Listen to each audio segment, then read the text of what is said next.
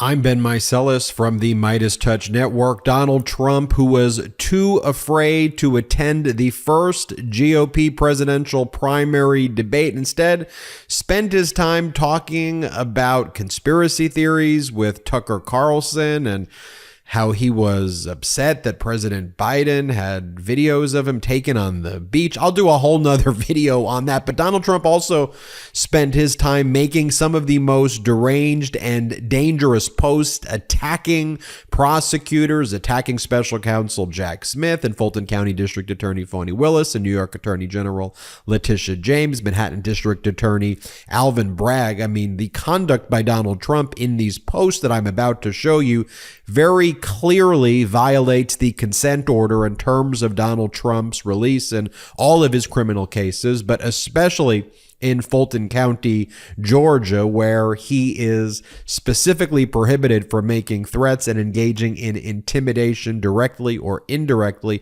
on social media, either himself or through reposts. And that is absolutely what happened here. I'll show you these in a moment. But as I always said, and this was your advice to me, which has been, don't just show and expose Donald Trump's post. We appreciate when you do that, you would say, but please also show what President Biden is saying and doing, because as President Biden says, don't compare me to the almighty, compare me to the alternative, and politics is about choices.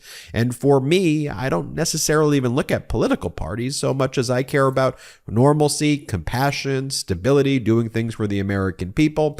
And then I compare that to ranting and raving and whining and complaining and just spreading lies and attacking prosecutors. So let's take a look at what Donald Trump is posting. Let's take a look at what President Biden is posting. Here's what Donald Trump posted. It was a repost of Burt Jones. Here it is. It says, they're no longer just coming after Trump. Fani Willis and her corrupt Atlanta cabal are coming after you and everyone else who disagrees with them.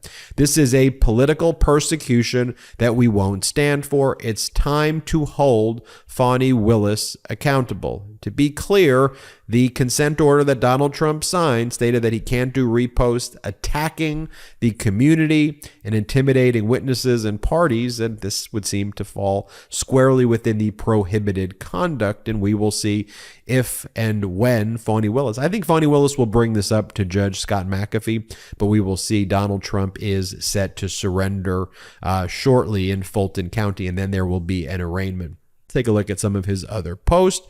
Donald Trump goes, Chris Christie was horrible tonight. He was booed at a level never seen before at such a debate. He should have walked off the stage. Nobody wanted to hear from him. And then he just signs his name like DJT. Okay, well, you didn't show up. You did not show up.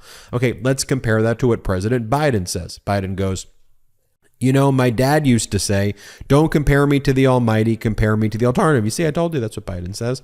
So tonight, compare me to the alternative. And then he says, and then donate. President Biden then sent a post saying climate change is real, by the way, because there was a moment during the Republican debate. Here, I'll show you the moment right now, where the Republicans on stage were asked to raise their hands if they believed climate change was real, and not a single Republican raised their hand. Here, play this clip. Do you believe in human behavior is causing climate change? Raise your hand if you do. Look, we're not school children. Let's have the debate.